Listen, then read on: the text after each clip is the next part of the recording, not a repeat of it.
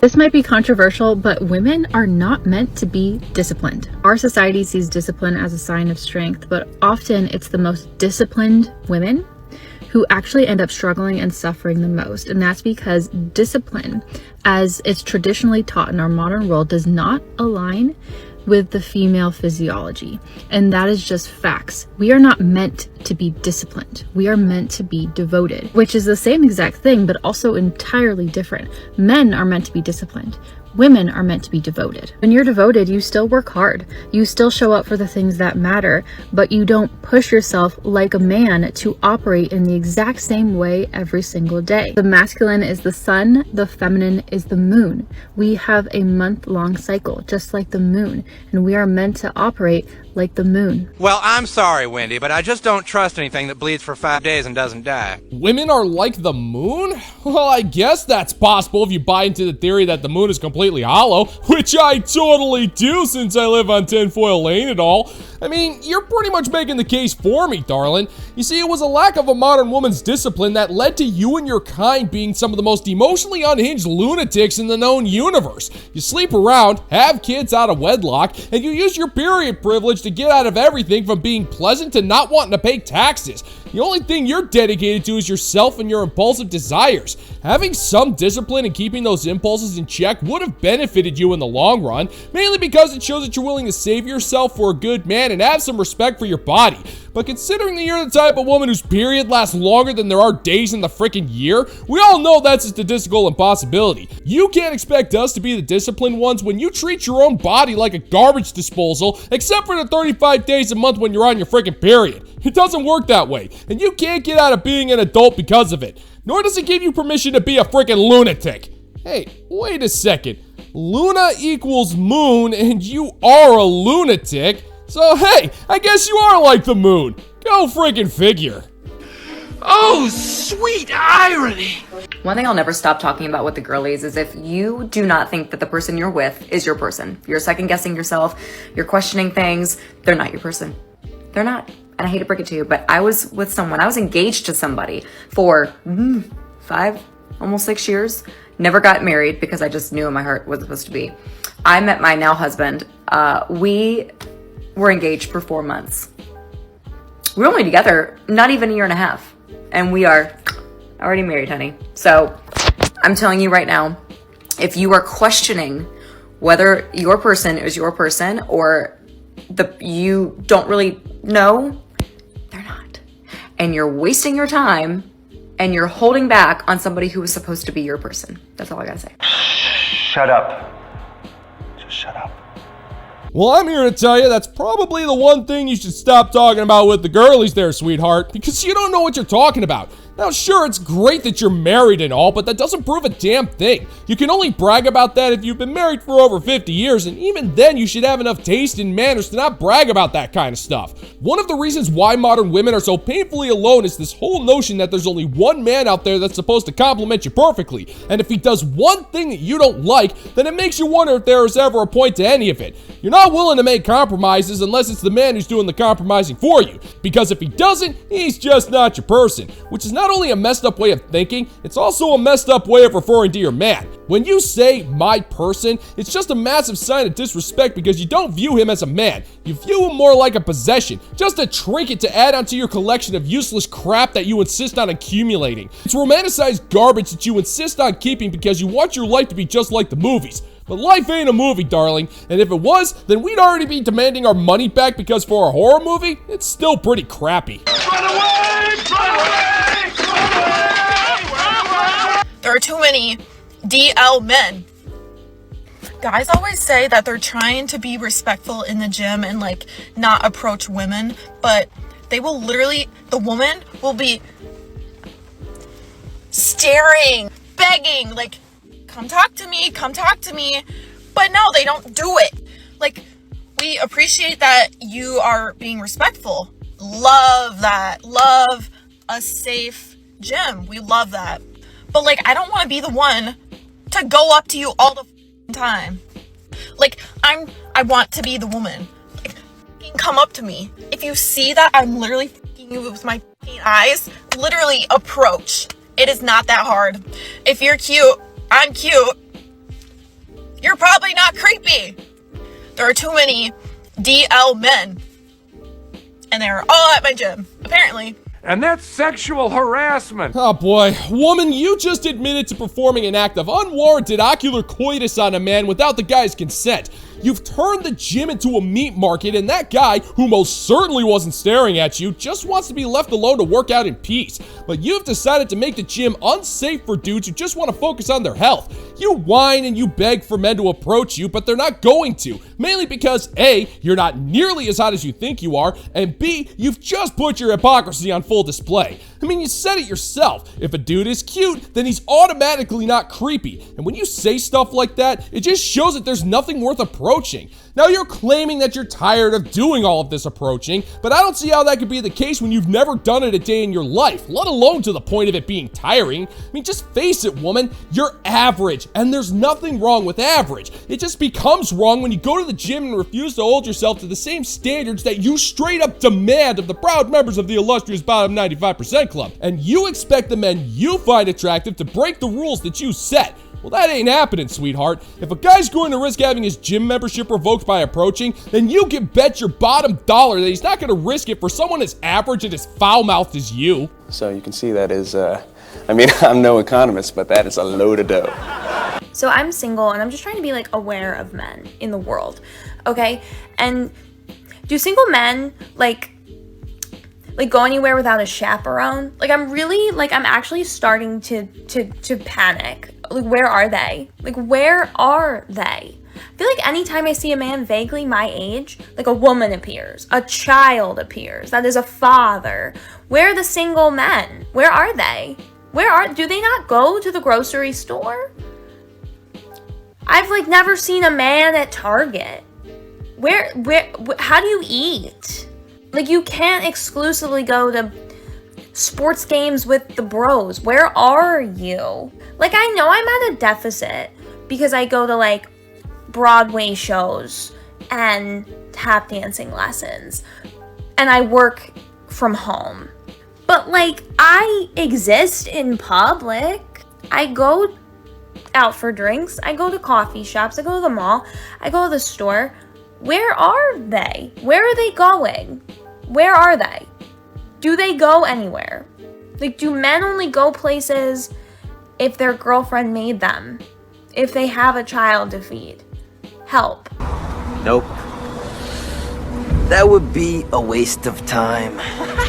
Well, I don't know where you've been going because we've all been hanging out over at Skeeter's house. So get this, Skeeter won a gentleman's wager, which ended up him getting not only a whole bunch of plywood, but also 6 or 7 crates of pyrotechnic gear and high-end amplifier equipment with cables to match. So we did the only thing we could naturally do under that situation and set up a massive stage and a screen to have this huge watch party of Total Recall with fireworks.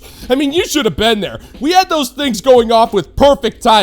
The escalator stair fight, the awesome Johnny Cab chase scene, and you know we had a massive explosion set up for the scene with the woman with the 3 boobs. I mean, I'm surprised you didn't hear it. Skeeter's property is pretty big, so we didn't have any noise complaints, but you could see that thing from like 3 counties over. And all the good men you would have loved to have dated were at the supermarkets getting steaks, snacks, and various beverages for the occasion. So I have no idea why you didn't think to look there, but then again, you're a modern woman. You're not the type of person who can appreciate massive fireballs going off when Richter gets his arms ripped off, or that one scene where Cohagen's head blew up. We'll let you know the next time we do it. It might be in 2 weeks, but I wouldn't be holding my breath. We're gonna be too busy getting our asses to Mars. Get ready for a surprise! Special shout out to the fine members of the Bounty Board over on Patreon. If I ever find myself in a high-stakes kickboxing fight with Sharon Stone, I know these guys will always have my back and we can consider that a divorce. And for that, I salute ya. All hail! And if you're interested in supporting the channel, check out the Bounty Board over on Patreon, where $5 a month gets you access to almost 100 videos of exclusive content that you're not going to find on YouTube. Links in the pinned comment down below if you want to check it out. No, but like seriously, can we normalize leaving for the kids? Because if one more person tells me I should have stayed for my children, I might lose my shit. Seriously, I left so my daughter could actually see what a healthy relationship was and wasn't going to grow up thinking that she should be gaslit into oblivion because that is what's normal. I wanted my son to grow up knowing what it meant to be a real caring man, so he doesn't grow up to start treating women like or honestly the fucking opposite. I never want my son to be gaslit. This doesn't just happen with men to women, it happens both ways. I don't want either one of them thinking it is okay to be treated like absolute garbage, that when you have a disagreement you're supposed to shut the fuck up because the other person is just going to throw a big ass tantrum or not talk to you for 22 days. Let's normalize leaving for the children, because the best way they learn is when they learn from us by example. Let's stop this bull. Evil!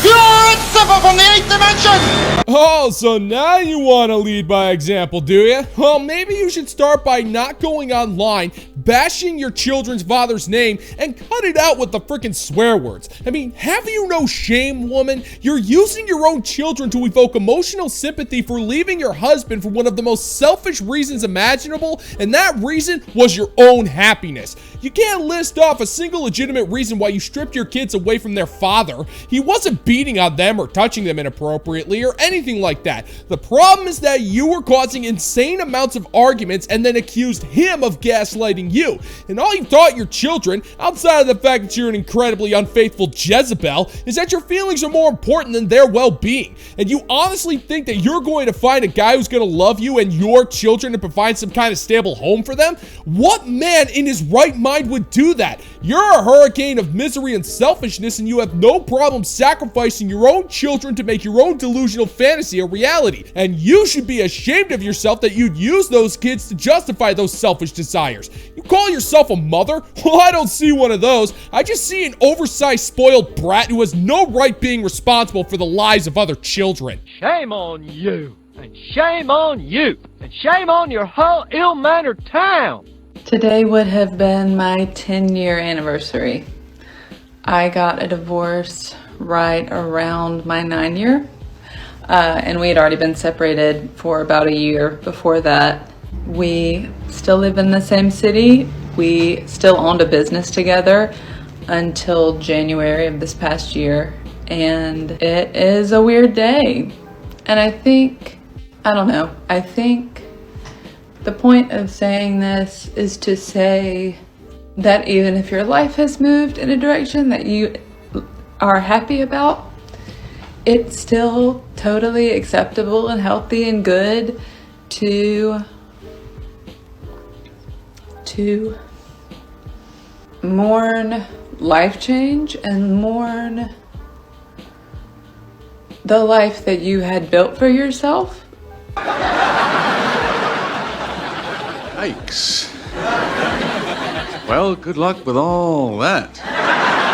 You know, maybe I'm wrong on this one, but if you're happy with the direction your life has moved after destroying a 9-year marriage with your selfishness, then you shouldn't be mourning a thing. I mean, shouldn't you be excited and happy with this new chapter in your stunning and brave healing journey? I mean, woman, this is literally what you wanted. You wanted to be free of the shackles of your marriage and that old business that your husband ran so badly that you had to file for a friggin' divorce. And you're so happy about it that you're on the verge of tears 1 year after the fact. You have no right to be sad about anything. You thought getting a divorce was going to be the best thing to ever happen to you, that you were finally going to have all of that freedom to do whatever you want, and you used that freedom to record yourself on the verge of a full-on nervous breakdown over the fact that your life has completely failed in almost every capacity. You're not free, you're not happy, and you know just as much as we all do that you deeply regret your divorce every single day of your life. There's no sense in hiding it, woman. All of this garbage you brought on yourself because you assumed there'd be greener pastures somewhere else. But there's not. You had everything a woman could ever possibly want, and you threw it all away. And herein lies your reward, sister. You sitting alone on the day of your would-be anniversary, mourning the death of something that you killed with your own 2 hands. And be gentle with yourself in how you have adapted to change. And like in my circumstance, how I have showed up for myself and provided for myself in the last year. And I proved a lot to myself in business and in life that I am super capable of doing things on my own and succeeding on my own. and I'm very proud of myself for that. But anyway, just gonna be gentle with myself today. Yeah. No one makes friends with a failure. Okay? You understand? Woman, if you're capable of anything, it's nothing but self-destruction. I mean, what exactly did you prove to yourself? That you're willing to throw away a perfectly good marriage over nothing? You're clearly unhappy, you're clearly not successful on your own, and you know you done screwed up your life and there's no fixing it. You're not successful in business because you dissolved your share of your ex-husband's company in the divorce, which really shows who was running things behind the scenes. And even if you are self-employed, making the money and all of this other crap is not fulfilling you because you feel the need to be quote-unquote gentle with yourself because you know, just as much as we all do, that you botched up your life so badly that it's beyond any form of repair. You had a good thing going with the guy, and for whatever reason, you threw it away, and here you sit on the verge of tears and trying to convince yourself that you won at life. But what exactly did you win? You're still single, you're miserable, and you're complaining into your camera on what should have been your anniversary. So yeah, you didn't win a damn thing, woman. You need to face the facts. You lost, and you lost because you quit the game thinking that you'd somehow still get a trophy. Well, good luck with that one, sweetheart. I don't got a trophy for you, but I have been holding in a fart that I could give you, but you're not even worthy of that.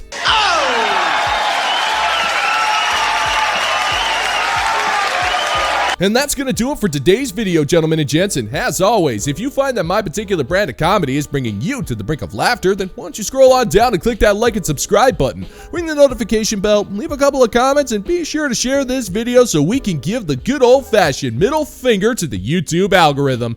Thank you once again for checking out the new video, gentlemen and gents, and until next time, peace out, homies.